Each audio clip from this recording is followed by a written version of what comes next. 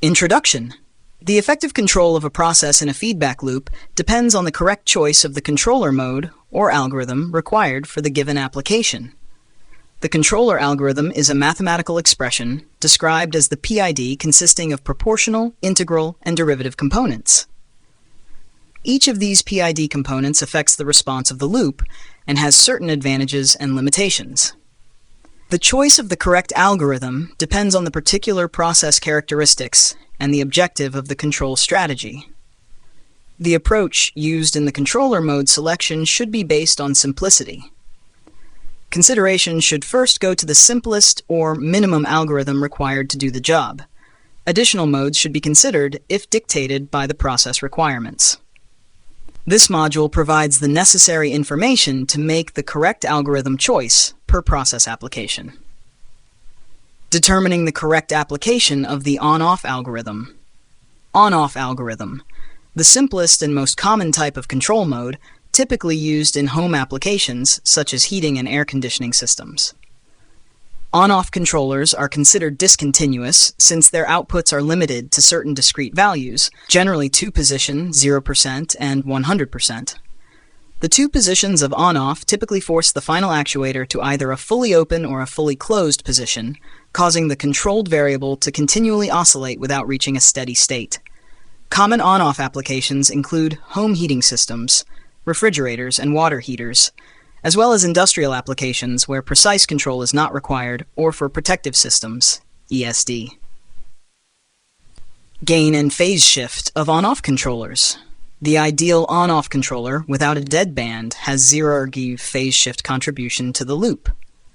In actual applications, on-off controllers typically include a differential gap or deadband to reduce cycling frequency and prevent rapid wear and tear of equipment. The gain of the on-off algorithm is extremely high, resulting in a very sensitive controller that can change its output by 100% with a minimal change in measurement. Application of on-off control, recommended for processes where precise set point control is not required and where offset is acceptable. Commonly used as part of an emergency shutdown process, ESD, where safe operation is the primary concern. Suitable for large capacity processes with low dynamic gain and small acceptable amplitude of oscillation. Typical application example of on-off control. Example provided. Protection against loss of feed stream in a furnace fuel flow system, where the flow indicating controller shuts down fuel flow by activating a trip relay. Advantages and limitations of on-off control. Advantages. Extremely simple and inexpensive controller. No tuning required for startup. Less expensive valves. Limitations. Inability to balance supply and demand, causing the loop to always cycle. Increased energy usage by the valve. Rapid wear and tear of equipment due to frequent cycling.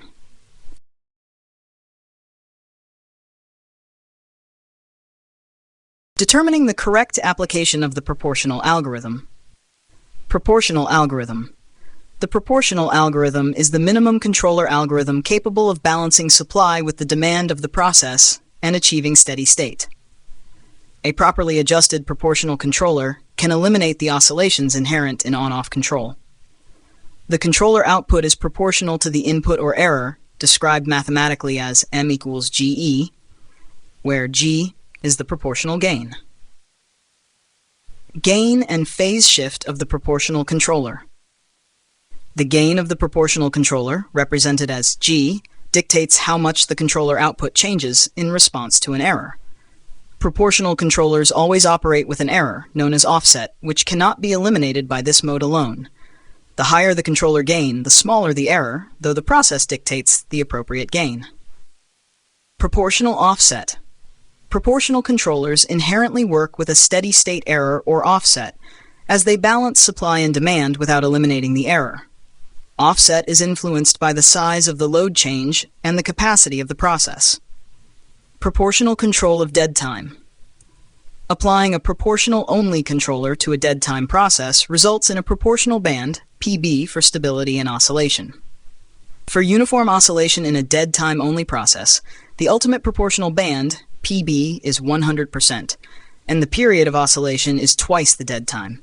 CHA summary of P-only control of dead time-only process. At uniform oscillation, PB text ultimate equals 100%, At quarter amplitude damping, ED, PB equals 200%. The natural period, N, for a dead time process under proportional control is N equals 2D.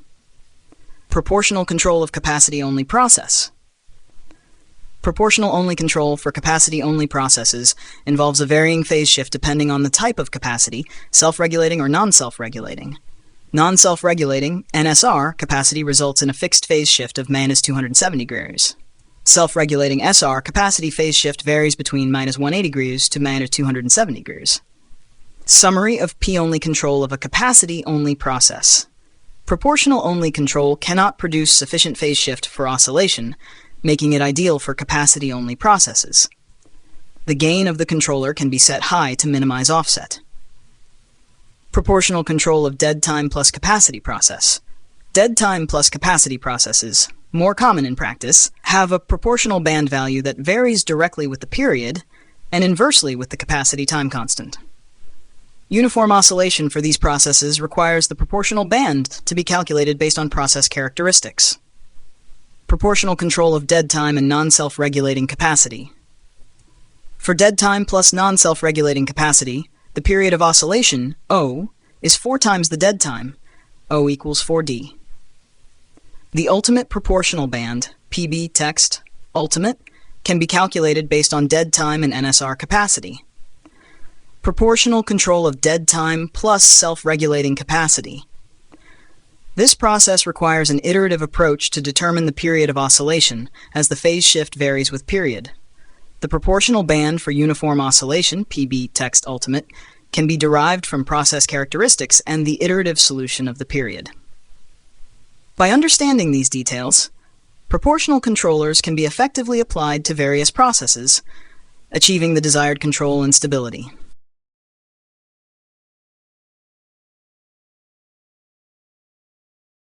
Response of proportional-only control.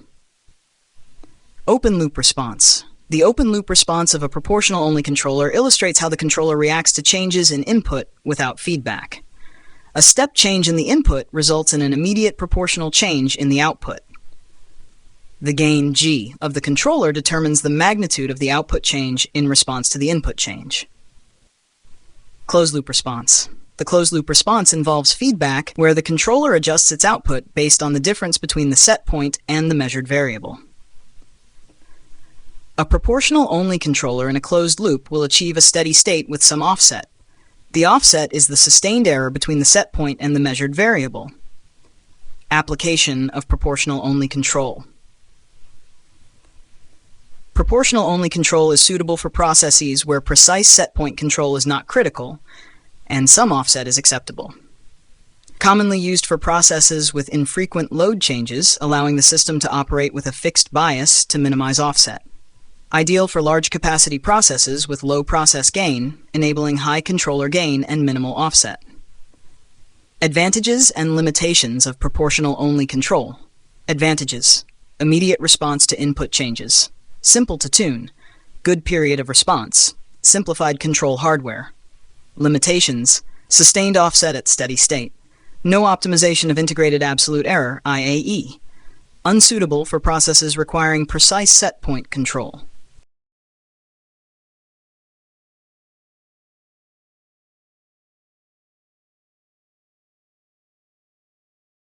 Determining the correct application of the integral algorithm. The integral algorithm addresses the steady-state error, offset, inherent in proportional control by eliminating it over time. The output of an integral controller is the time integral of the error, causing the controller to continue adjusting its output until the error is 0. The integral controller output is described mathematically as mi equals frac 1I in E dt plus m0, where I is the integral gain adjustment, reset time, E is the error, and m0 is the initial output. Open loop response. In an open loop response, the integral controller ramps its output over time in response to a step change in error. The rate of change in the output is proportional to the magnitude of the error and the integral setting, I. Open loop response comparison with proportional. Comparing the open loop responses of proportional and integral controllers shows that proportional controllers respond instantaneously to changes in error, while integral controllers change their output gradually over time. The integral controller eliminates offset by continuously adjusting the output until the error is zero, whereas proportional controllers maintain a steady-state error. Gain and phase shift of integral-only controllers. The steady-state gain, Ki, of an integral controller is undefined because the output does not reach a steady state with a step input. The total gain vector, vec_gi, is described as frac omega 2i angle 990 degrees, indicating a fixed phase shift of magnitude 90 degrees. Steady-state gain, Ki. The steady-state gain is undefined, reflecting the continuous output change in response to a constant error. Total gain vector of an I-only controller. The total gain vector indicates the relationship between the input and output in the frequency domain with a fixed phase shift of 90 degrees. Integral control of dead-time-only process. For a dead-time-only process, the integral controller results in a period of oscillation twice as long as that of proportional control. The integral setting for uniform oscillation can be calculated as I equals 0.64 kpd, where kp is the process gain and d is the dead time. Integral control of capacity-only process. Non-self-regulating capacity processes oscillate uniformly with integral control, resulting in continuous oscillation due to a fixed phase loop of magnitude 360 degrees. The period of oscillation, O, is directly proportional to the integral time setting, I, and the process capacity, T NSR. Application of integral-only control. Integral-only control is suitable for slow processes designed to produce slow corrective actions, such as feedback trim loops in ratio or feed-forward applications. Commonly used in fast flow control applications where precise set point control is required, with the integral mode providing the primary control contribution. Advantages and limitations of integral-only control. Advantages: eliminates steady-state offset, reduces integrated error over time, acts as a filter for noisy processes. Limitations: slower response compared to proportional control, potential for wind-up or saturation if the error is not eliminated, unsuitable for non-self-regulating capacity processes which will continuously oscillate.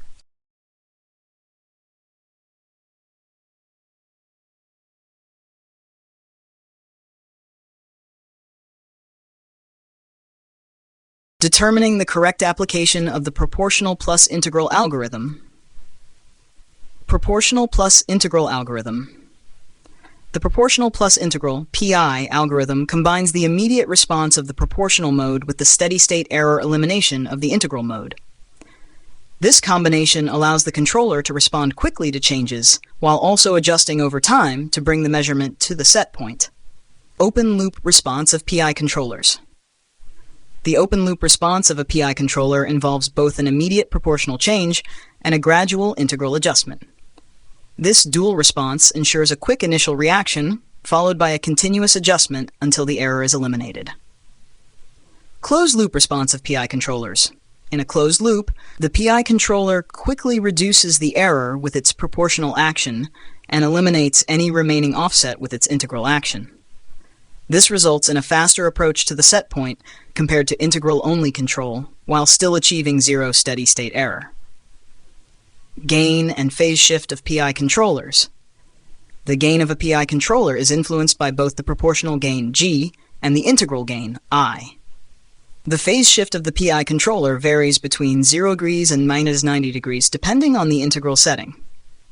Steady-state gain of the PI controller, KPI, sta. The steady-state gain of the PI controller can be considered equivalent to the proportional gain, frac 100 PB, where PB is the proportional band. Total gain vector of the PI controller, GPI, tar. The total gain vector is a combination of the proportional and integral contributions, with the integral component introducing a phase lag of minus 90 degrees. The vectorial representation of the PI controller shows the combined effect of both gains on the controller's output. PI control of dead-time-only process.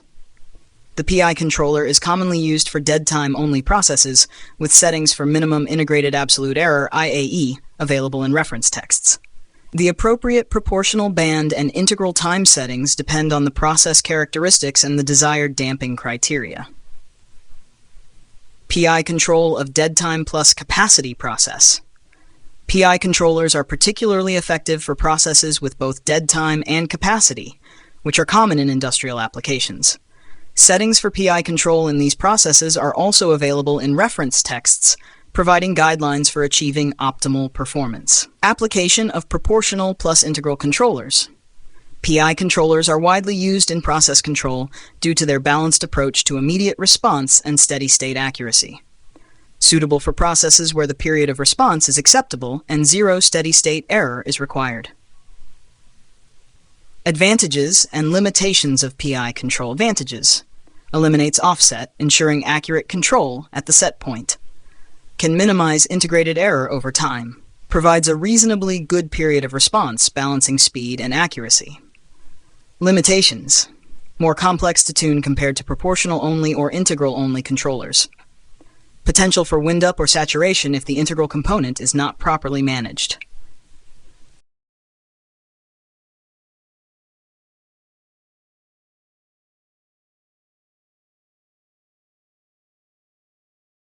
Task determining the correct application of the proportional plus the derivative algorithm. Derivative algorithm. The derivative algorithm anticipates the future trend of the process variable by considering the rate of change, derivative, of the error. Derivative control action is added to proportional control to improve the response to disturbances, helping the process reach the set point more quickly. Mathematically, the derivative control output is described as md equals d frac d dt, where d is the derivative gain and frac d dt is the rate of change of the error. Open loop response, d setting fixed. In an open loop, the derivative controller output changes in proportion to the rate of change of the error. This results in a quick initial adjustment, counteracting rapid changes and reducing the magnitude of the error before it grows. Gain and phase shift of the derivative mode. The gain of the derivative mode is dependent on the rate of change of the error, providing a dynamic response to process disturbances. The phase shift introduced by the derivative mode is plus 90 degrees, indicating a lead in the controller output relative to the error. Proportional plus derivative algorithm.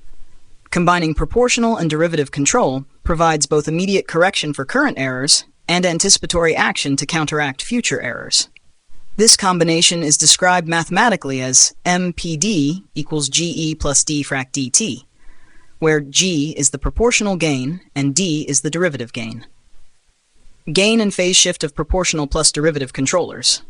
The total gain vector, the vec G PD, combines the contributions of both proportional and derivative gains. The phase shift of the PD controller varies between 0 degrees and plus 90 degrees, enhancing the responsiveness of the control loop. Application of proportional plus derivative controllers. PD controllers are used in processes where rapid correction is essential and the process has a significant rate of change. Common applications include temperature control, where rapid disturbances can be countered effectively by the derivative action. Advantages and limitations of PD controllers.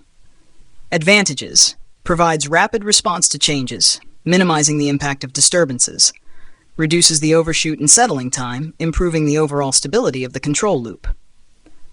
Limitations: sensitive to noise, as the derivative action amplifies high-frequency measurement noise. More complex to tune compared to proportional-only or integral-only controllers.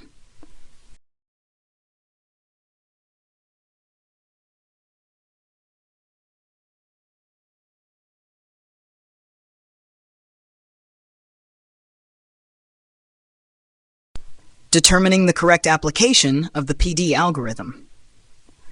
PID algorithm. The PID, proportional integral derivative, algorithm combines the benefits of proportional, integral, and derivative control actions to provide a comprehensive control strategy. The PID controller output is described mathematically as M equals GE plus frac 1I dt plus D frac D dt, where G is the proportional gain, I is the integral gain, and D is the derivative gain. Gain and phase shift of the PID. The gain and phase shift of the PID controller are the combined effects of its individual components. The proportional component provides immediate correction based on the current error. The integral component eliminates steady-state error over time. The derivative component anticipates future error trends, providing a stabilizing effect. The overall phase shift varies, combining the phase shifts of the individual P, I, and D components. Summary of closed-loop responses. The PID controller aims to minimize error by adjusting the control variable based on the current error, the accumulated past error, and the predicted future error. The combined action of P, I, and D components provides a balanced response to both steady-state and dynamic process conditions. Application of PID control. PID controllers are widely used in industrial applications due to their ability to handle a variety of process dynamics, suitable for processes requiring precise control, minimal overshoot, and quick settling times. Common applications include temperature control, flow control, pressure control, and level control. Advantages and limitations of PID control. Advantages: eliminates steady-state error and minimizes transient errors. Provides a balanced response to process changes, improving stability and accuracy. Versatile and applicable to a wide range of processes. Limitations: more complex to tune compared to simpler controllers, requiring careful adjustment of P, I, and D gains. Sensitivity to noise, especially with the derivative component, which may require filtering or damping.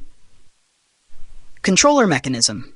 The PID controller mechanism involves adjusting the proportional, integral, and derivative gains to achieve the desired control response. The tuning process typically involves setting the proportional gain to provide a basic level of control, then adjusting the integral gain to eliminate offset, and finally fine-tuning the derivative gain to improve stability and reduce overshoot. By understanding these details, PID controllers can be effectively applied to achieve optimal control performance in various industrial processes. Describe acceptable tuning criteria used in the process industry. Acceptable responses. Overdamped. A response where the process variable approaches the set point without oscillating. It is typically slow but stable. Critically damped. The fastest response without oscillation, where the process variable reaches the set point quickly and smoothly. Underdamped. A response where the process variable oscillates around the set point before settling. This response is faster than overdamped but less stable. Tuning criteria using error minimization approaches. Quarter amplitude decay criteria. This method aims for the process variable to have oscillations that decay to 1/4 of their amplitude in each successive cycle. It strikes a balance between speed and stability. Tuning criteria using integral error minimization. This approach involves minimizing the integral of various error functions over time, such as integral absolute error, IAE, integral of the square error, ISE, integral of time-weighted absolute error, ITAE, and integral of time-weighted square error, ITSE. These criteria help in achieving a stable and responsive control system by focusing on the cumulative error over time. Introduction to robustness. Robustness refers to the control system's ability to maintain performance despite variations in process dynamics and external disturbances. A robust system can handle model inaccuracies and external perturbations without significant performance degradation. Robustness plots. Visual tools used to assess the robustness of a control system. These plots show the relationship between system parameters and performance, helping to identify settings that provide a good balance between responsiveness and stability. Making PID adjustments and observing their effect on loop response. Proportional band or gain adjustment. Proportional band. Adjusting the proportional band changes the controller's sensitivity to error. A narrower proportional band, higher gain, increases sensitivity, leading to a faster response but potentially more oscillation. A wider band, lower gain, decreases sensitivity, resulting in a slower, more stable response. Proportional band or gain adjustment summary. The adjustment aims to achieve a balance between responsiveness and stability. Too high a gain may cause excessive oscillations, while too low a gain can lead to sluggish performance. Integral adjustment. Integral action. Adjusting the integral setting, reset time, affects how the controller accumulates error over time to eliminate offset. A shorter reset time increases the speed of correction but can cause instability. while a longer reset time slows down correction but enhances stability. Proportional plus integral adjustment summary.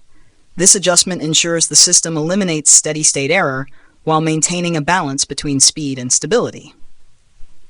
Derivative adjustments. Derivative action. Adjusting the derivative setting, rate time, changes how the controller reacts to the rate of change of error. Increasing the derivative action can reduce overshoot and improve stability, but excessive derivative action can amplify noise.